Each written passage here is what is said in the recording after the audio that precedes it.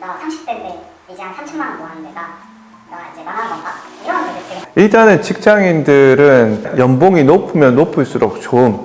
이거를 부정할 수는 없어요. 근데 중요한 부분은 나는 첫 번째 할 수 있는 거는 내 상황을 좀 객관적으로 보는 거는 필요하다고 봐요. 이런 그 소셜에서 댓글 달리는 거는 각각의 사람들의 랜덤으로 달리는 의견이라고 난 보는 거거든요. 산업마다의 연봉 수준은 다름. 근데 그거를 무시하면 또 안 되는 거죠. 왜? 산업이 돌아가는 구조가 있기 때문에. 그래서 돈을 통해서 마음이 풍요로워지기도 하지만 때로는 돈 때문에 마음이 피폐해지거나 또는 삶이 어려워지는 경우도 종종 보게 됩니다. 그래서 오늘은 돈과 관련해서 좀 주의를 기울여야 되는 포인트에 대해서 한 말씀을 좀 드려볼까 합니다. 심리학에서 돈은 되게 중요한 주제입니다. 그러니까 사람들이 나랑 되게 먼 곳과에 계속 비교를 하게 됩니다. 그러면 어떻게 될까요? 뭐 우울해지고 자존감이 떨어지고 뭐 하루하루 할 일이 좀 하기 싫어지겠죠. 많은 사람들이 그렇게 되는 이유 중에 한 가지가 저는 뭐 인터넷이나 뭐 소셜 네트워크의 발전 때문에 그렇다고 좀 보고 있습니다. 근데 반대로 이 친구의 선택권이 있다라는 거죠. 결국엔 뭐냐면은 돈이 안 중요하다라는 게 아닙니다. 근데 앞에서 얘기했던 것처럼 돈이 자기의 통제권 안에 있느냐 없느냐 좀 다른 이야기인데 대부분의 사람들에게는 돈 버는 거는 좀 통제권 밖에 있습니다. 내가 어떻게 열심히 노력한다고 해서 갑자기 개발자가 되는 건 아니잖아요.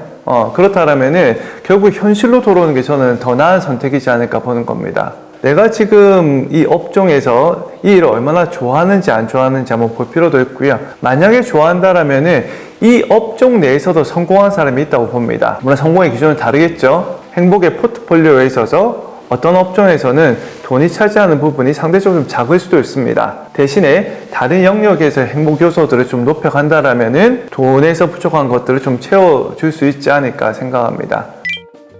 그런데 저희가 일정 수준 심리학에서 돈과 행복의 관계를 연구해 보면은 처음에는 돈과 행복의 상호관계가 되게 높습니다. 근데 하지만 이게 그래프가 소득이 높아지면 높아질수록 행복이 높아지는 수준이 높아지진 않습니다. 일정 수준의 소득이 이상이 되면은 소득이 높아지는 걸로는 행복 수준이 높아지는 한계가 있다는 거죠. 노벨 경제학상을 탄 다니엘 카네만 교수가 한 이야기가 있습니다. 이분이 연구를 해보면은 소득이 한 7만 5천 불 연소득이 되게 되면은 그때부터는 소득의 증가가 행복의 증가에 영향을 미치는 게 미비해진다라고 이야기를 합니다. 꽤 큰 금액이에요. 근데 제가 7만 5천 불이면은 대략 한국 돈으로는 한 1억 원 내외가 됩니다. 근데 대한민국에서 1억 원 내외면요, 돈보다는 다른 영역을 통해서 내 행복을 추구하시는 게 더 도움이 된다라는 걸 좀 기억하면 좋습니다. 더 도움이 된다라는 거는요, 돈 이외에는 뭐 가족이 있을 수 있고 뭐 내 취미 생활이 될 수도 있고요, 또는 어떤 봉사 활동이 될 수도 있고 다양한 행복의 포트폴리오를 구성하는 게 필요하다라는 거 이야기를 드립니다.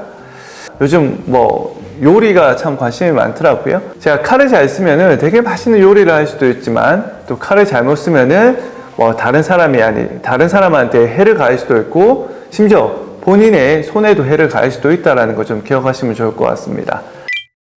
직장 생활을 하다 보면은 당연히 자기보다 급여가 높은 사람들이 보입니다.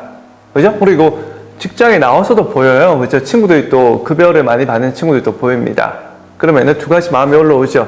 하나는 시기심, 하나는 부러움. 처음에 소득이 작을 때는 소득이 조금 높아지면은 그것만으로 되게 행복해집니다. 그런데 내가 행복해진 거나 나의 만족감에 집중을 하는 게 아니고요, 여전히 밖을 보고 있는 사람들이 있습니다. 지금 무슨 얘기냐면요, 항상 주변에 보면은 누가 보이냐면은 나보다 돈이 좀 많은 사람들이 보입니다. 계속 비교하기를 하는 거죠.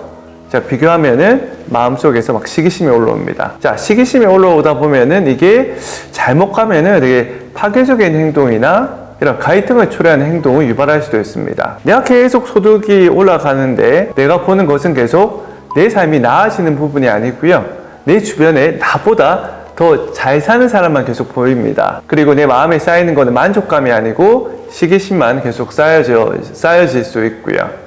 근데 이런 것들이 쌓이다 보면은 결국 본인도 불행해질 수 있고 내가 하는 행동도 어떤 파괴적인 행동으로 연결될 수 있다라는 거 한번 기억해 보시기 바랍니다.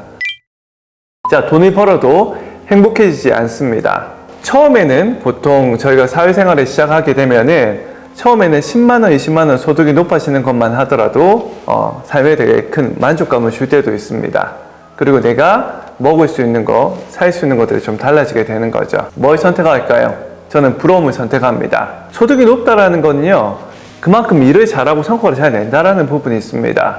어떻게 그렇게 성과를 잘 내고 그렇게 소득이 높을까에 대해서 배울 수 있는 기회로 활용하시면요, 이게 어떻게 된다? 더 성장하게 되고 더 행복해질 수 있는 방법이 생긴다는 겁니다. 내가 내 삶에 집중을 하고 보는 것도 좋은데 잘된 케이스들을 계속 보고 그 잘된 케이스들이 어떻게 잘 됐는지를 사실은 배우는 게 필요하다고 보는 거예요.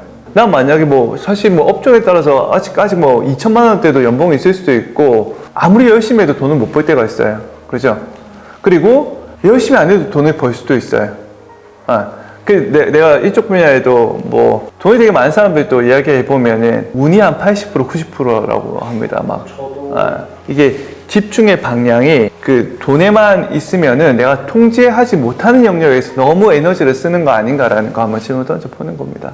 돈을 잘 버는 사람들이 어떻게 잘 벌지? 그 잘 버는 방식을 나한테 어떻게 적용할까? 이 부분 계속 고민을 해야죠. 통제할 수 있는 영역에서 내가 얼마나 열심히 하느냐가 저는 더 중요하다고 봅니다. 계속 비교하기를 하기 때문에 내가 예를 들어서 연봉이 3천, 4천, 4천이 되면 5천만 바라만 보고 있어요. 그죠? 내가 지금 가지고 있는 돈이 나한테 행복감을 줄 수 있는 것들이 많이 있는데 이런 거에 더 집중하는 게 더 행복해질 수 있는 방법.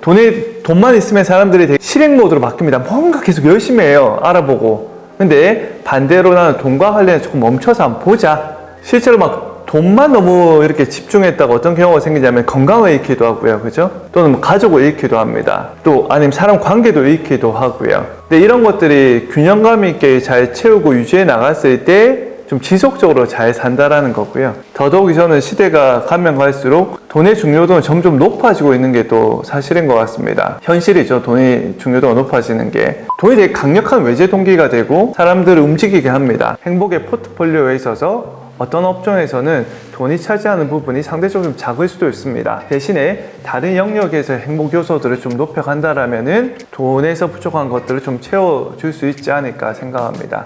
이상 마음의 전략을 세우는 여정 멘탈 웰니스 코치였습니다.